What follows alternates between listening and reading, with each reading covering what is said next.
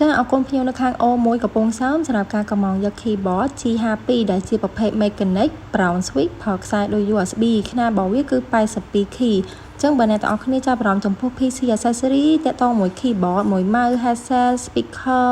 ឬក៏ microphone webcam អីអាចឆាតមកខ្ញុំបានតាម Facebook page ហាង One Gear Computer ឬលេខ Telegram លេខ 07 399 678 ឥឡូវត្រឡប់ចូលមក keyboard យើងវិញជាប្រភេទ mechanic brown switch ប្រើខ្សែដូច USB ហើយកន្លែងនេះយើងគាស់វាមកយើងអាចបន្ថែមកម្ពស់វាបានហើយបើអ្នកទាំងអស់គ្នាចាប់អារម្មណ៍ក៏អាចឆាតមកបានដែរ keycap របស់វាគឺរបៀប mix color ហើយស្រាប់ហ្មងពណ៌ខ្មៅ mix មួយស្វាយ mix មួយពណ៌លឿងអញ្ចឹងបើចាប់អារម្មណ៍អាចឆាតមកខ្ញុំបានណាអរគុណ